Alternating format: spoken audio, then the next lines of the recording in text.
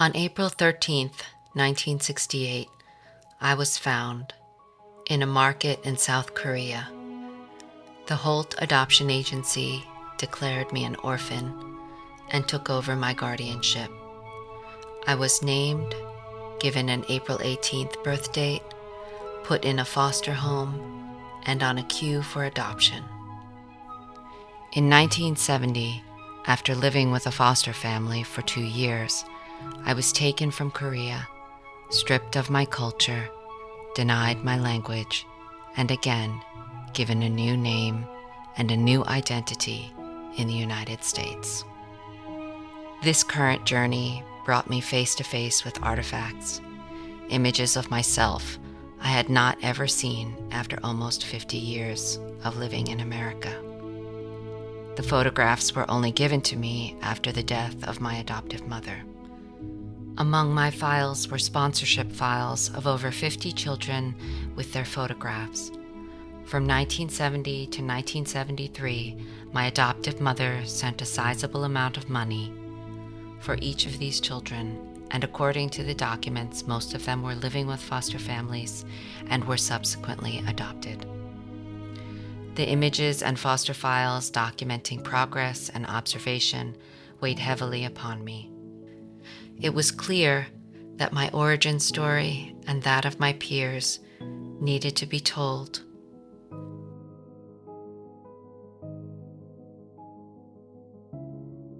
And thus began Seeds from the East, the Korean Adoptee Portrait Project. For many adoptees, our stories begin with a small black and white overexposed adoption photo with a name and a number tag. These images mark the time of our surrender, our institutional identity, and they are the last vestige of our birth culture. The image is a gatekeeper to our history, as much as it is the advertisement for our prospective identities. Our adoptive parents were given these images as the promise for their desires. I have always held these photos with reverence. The portraits I draw engage my participants in a process of reflection. I interview them and we share our stories. I then render the work to honor and bear witness to each of their past and present lives. For some, the trauma of their dislocation and re-identification in new families is dramatic, and for others, the stories of their transitions are generally positive. For all of them, the loss of culture and identity, the desire for self-identification, and the search for peace within multiple identities and realities is ongoing. Given the pandemic and because of the divisive political climate, I found a newly energized Korean adoptee community and a community in need.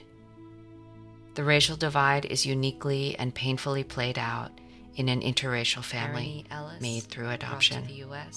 It is challenging for some to understand what it means to be part of a family that claims they are race blind because they have adopted a child of another race. When this is claimed, they are often not aware of their inherent racism or the racial discrimination faced by their family members outside of their home. To say, "We don't see race, we just see you, and you are one of us," a scenario replayed in many, not all, adoptive families, is problematic. This viewpoint denies the importance and value of this life on the other side, our culture, history, and ancestry as Koreans, and in some cases, it silences us. This denial also negates the possibility of the crucial solidarity and understanding needed by interracial adoptees from their families in confronting racism we occur in society. These discussions and conflicts, even among the Korean adoptee and transracial adoptee community, were being played out online. There were, and still are, many Korean and intercountry transracial adoptees losing their adoptive families. There are many adoptees that are shunned for exploring their birth country identity or search for their birth families. Think about that. The very act of searching to know yourself and your history is seen as an act of betrayal. 1972. Not surprisingly, many of us do not think to search or question until after our adoptive parents have passed, or we have been disowned, or we have removed ourselves from their lives. The mirror silhouettes.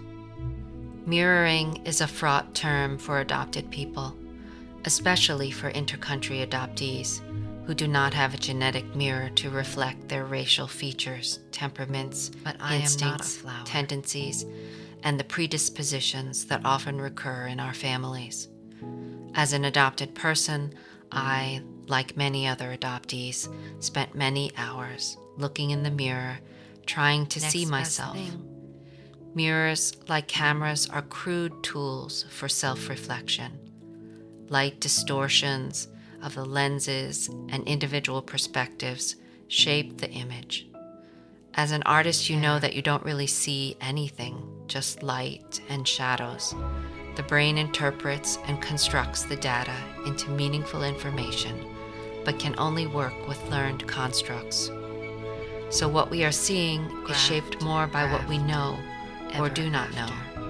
Perception is reality shaped by experience, and this is even more confusing for interracial adoptees. Orchid secrets. The mirror silhouettes begin with a shape, an outline painted with gold ink. Gold is a common symbol of desire, adoration, acquisition, aspiration, reverence, security, grace, object, ornament, commerce, corruption, beauty, and purity. The flower illustrates the story of desire. What was your adoptive mother's favorite flower? I would ask each participant. Some would reject the question, as the topic of their adoptive mother is too painful or angering. Some did not know. A flower because it symbolizes reproductive desire. It is also an aspirational mirror.